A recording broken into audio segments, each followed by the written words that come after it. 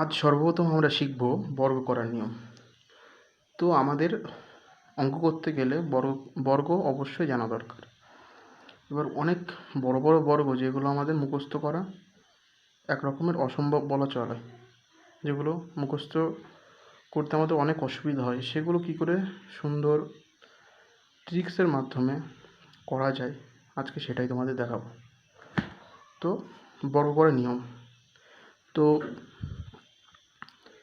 প্রথমে একটা সংখ্যা নিই যেটা আমরা বর্গ করব। আমরা ধরি 32-এর বর্গ করতে চাই। তো এই বর্গটি খুব সহজে কী করে করতে পারবো আমরা।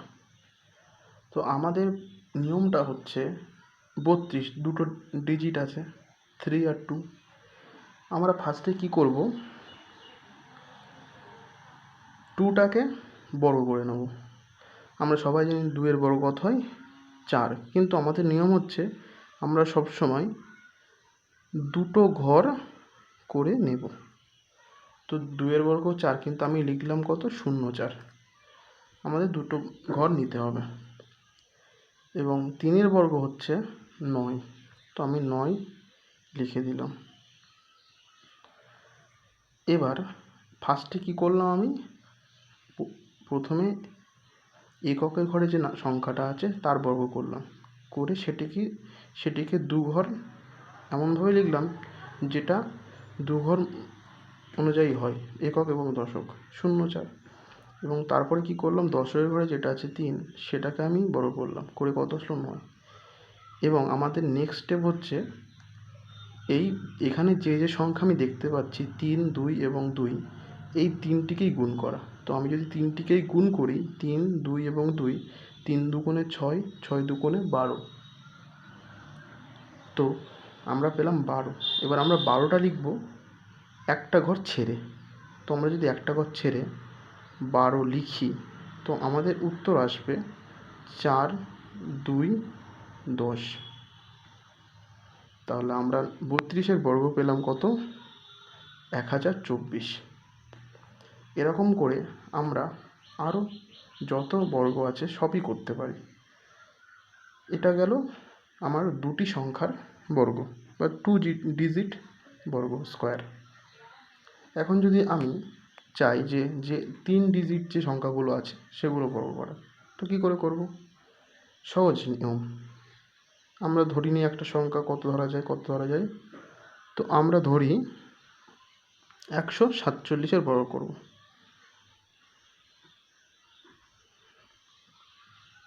তো আমরা ফার্স্টে কী করব, আমরা ফার্স্টে 7-এর বর্গ করে নেব। তো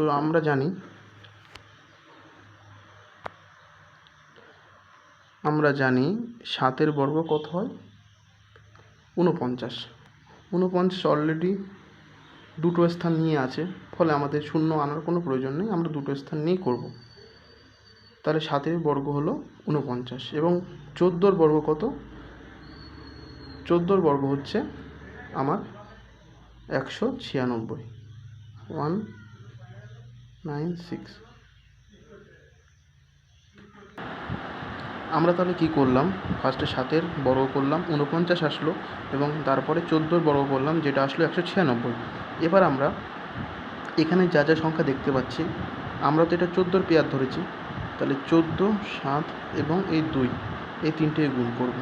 তাহলে 14, 7, 2 গুণ করলে আমার কত হবে, 7 দুগুণে 14, 14, 14, 196 এক্ষুনি করলাম, তাহলে 196। এবার আমরা একটা ঘর ছেড়ে লিখব, 196, 9, 10-এর 0 হাতে মারে 1, 16, 6 হাতে মারে 1, 11-এর 1।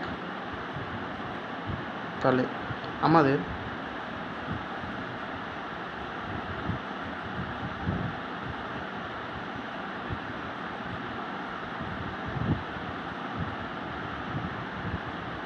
তাহলে আমাদের 147-এর আমাদের বর্গ আসলো 21,609। এটা হচ্ছে আমাদের 47-এর বর্গ। এটা গেল 2 ডিজিট এবং 3 ডিজিট সংখ্যার বর্গ করার পদ্ধতি। এরকম করে তুমি আরও কিছু বর্গ তুমি বের করতে পারো। আমি আরও টু ডিজিট এবং 3 ডিজিট দেখিয়ে দিচ্ছি। যেমন আমাকে যদি এখন কেউ বলে যে তুমি 25-এর বর্গ করো, তুমি কী করে করবো? আমি বলবো 5 5 25, 2 2 4। ফার্স্টে 5-এর বর্গ করলাম, তারপর 2-এর বর্গ করলাম, এবং তারপর এখানে যে সংখ্যাগুলো আছে সবগুলো গুণ করে দেবো। তাহলে 5 2 10, 10 2 20, একটা ঘর ছেড়ে 20 লিখে দেবো। 5 2 6, এই হচ্ছে নিয়ম।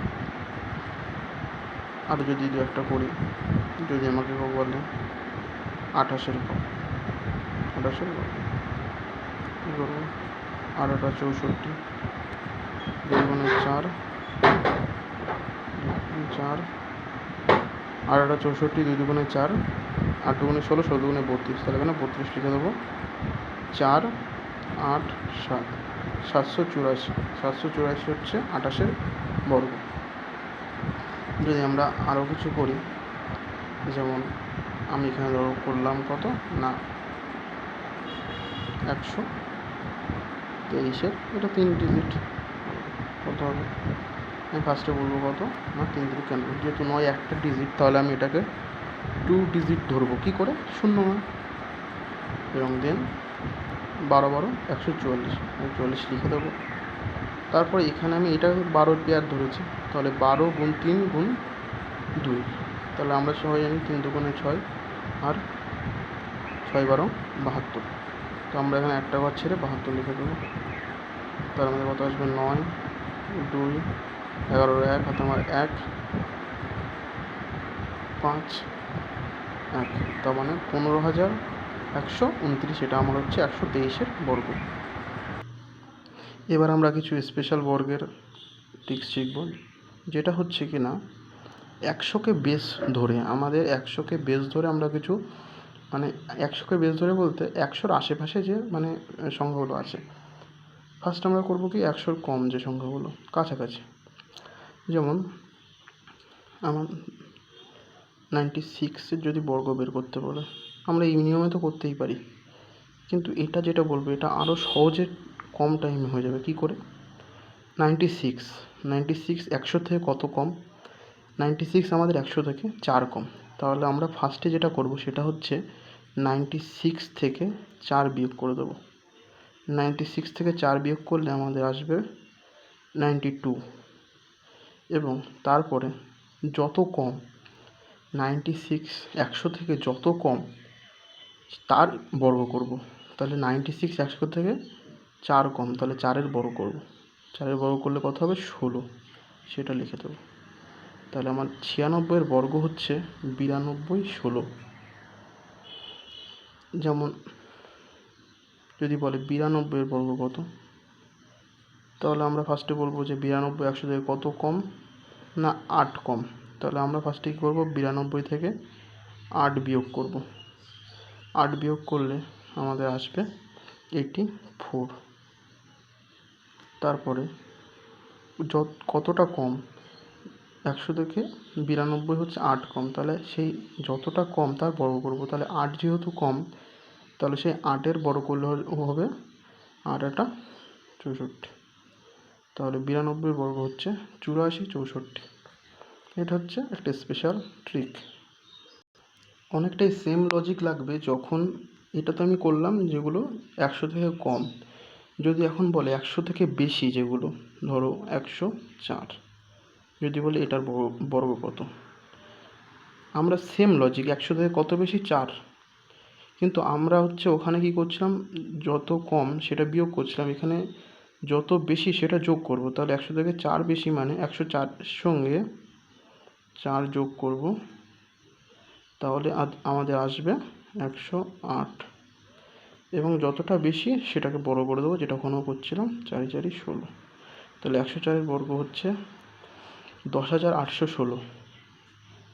100 কত 8 করি, 108-এর বর্গ, 108-এর বর্গ কত হবে? 108-এর বর্গ হচ্ছে যত বেশি 8 বেশি, তাহলে 108-এর সঙ্গে 8 যোগ করলে আমাদের হবে 116, এবং যত বেশি সেটাকে বর্গ করব, তাহলে 8 বেশি, তাহলে 8 8 64, এটা হচ্ছে আমাদের 108 বর্গ। তো এটা হচ্ছে কিছু স্পেশাল ট্রিক যেগুলো 100-র আশেপাশের সংখ্যা তাদের ক্ষেত্রে এগুলো প্রযোজ্য।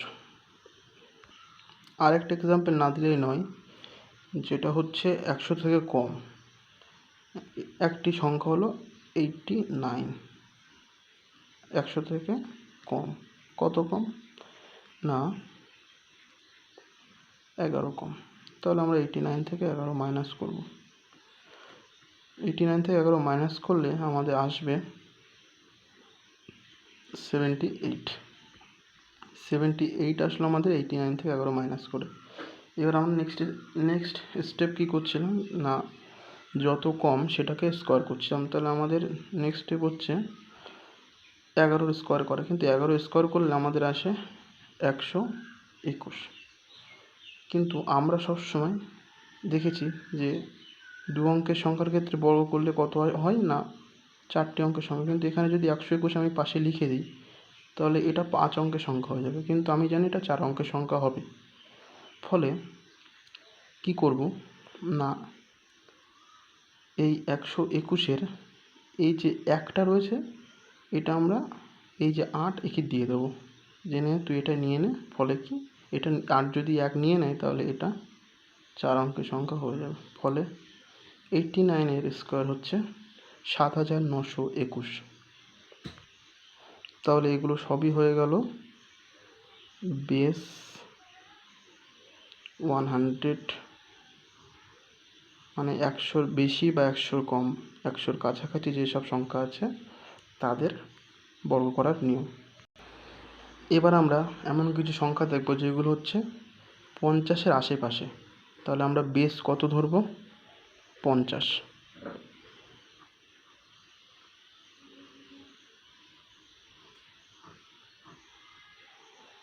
এমন একটা সংখ্যা 50-এর আশেপাশে, আমি সহজ ধরে নিই ফার্স্টে 49। 49-এর যদি আমাদের স্কোয়ার করতে হয়, ফার্স্ট আমরা কি করব, দেখব যে 50-এর থেকে কত কম। আমরা এখানে দেখতে পাচ্ছি যে এটি 50-এর থেকে 1 কম। ফলে আমরা কি করব, যত কম সেটাকে আমরা 25 থেকে মাইনাস করব। তাহলে 25 থেকে 1 মাইনাস করলাম, তাহলে আমরা দেখলাম কত, যে 50 থেকে যত কম সেটাকে আমরা 25 থেকে বিয়োগ করব। তাহলে 25 থেকে 1 বিয়োগ করলে হয় আমাদের 24। এবং নেক্সট স্টেপ কী করব, আগে যেটা করছিলাম যে যত কম সেটার বর্গ করব। তাহলে 1-এর বর্গ করলে হয় 1, কিন্তু আমি শুধু 1 লিখব না, যেহেতু 4 অঙ্কের বর্গমূল আসবে, তাহলে মানে বর্গ আসবে, তাহলে আমার এটা সেই এখানে 2 অঙ্কই লিখতে হবে, তাহলে 4 অঙ্ক কমপ্লিট হবে। তাহলে 1-এর বর্গ 1 হয়, কিন্তু আমরা এখানে লিখব 01। তাহলে আমাদের 49-এর বর্গ হবে 2401। সেম যদি আমাকে 47 বলে তাহলে কী করব না, কত কম? 3 কম। 25 থেকে 3 বিয়োগ করব, 25 থেকে 3 বিয়োগ করলে আমার হবে 22। এবং যত কম সেটা বর্গ করব, তাহলে 3-এর বর্গ 9, কিন্তু আমরা লিখব 09। তাহলে 47-এর বর্গ আসবে 2209। এটা মানে এটা একবার এই ট্রিকটা বুঝে গেলে তখন আর খাতা পেনের মানে প্রয়োজন হবে না, মুখে মুখে করা যাবে। এবার এটা তো আমরা দেখলাম কি 50 থেকে যেগুলো কম, কিন্তু আমি যদি বলি 50 থেকে যেগুলো বেশি সেগুলোর ক্ষেত্রে কী করব না, যদি আমি 53-এর বর্গ করতে যাই তাহলে আমরা দেখতে পাচ্ছি এটা 50 থেকে কত বেশি না 3 বেশি। তাহলে আমরা কী করব, 25-এর সাথে যত বেশি সেটাকে যোগ করব। তাহলে 25 + 3 হলো আমার 28, এবং যতটা বেশি সেটাকে বর্গ করব, তাহলে 3-এর বর্গ করলে কত হবে 9, কিন্তু আমরা লিখব কত 09। যদি আমরা দেখি 55 এর আগে যদি করি তাহলে 25-এর থেকে কত বেশি, এই 50-এর থেকে কত বেশি 5 বেশি। তাহলে আমরা 25-এর সাথে 5 যোগ করব 30, আর এদিকে 5-এর স্কোয়ার করলে হবে 25, 3025। এই ক্লাসের লাস্ট এক্সাম্পল 57-এর বর্গ। 25-এর থেকে কত বেশি, 50-এর থেকে কত বেশি, 7 বেশি। তাহলে 25 + 7 32, 7-এর স্কোয়ার 49, 3249।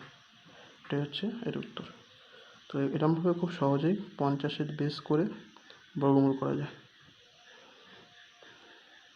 আশা করছি ভিডিওটা অনেক তোমাদের হেল্প করবে। নেক্সট ভিডিও আবার দেখা হচ্ছে। টাটা।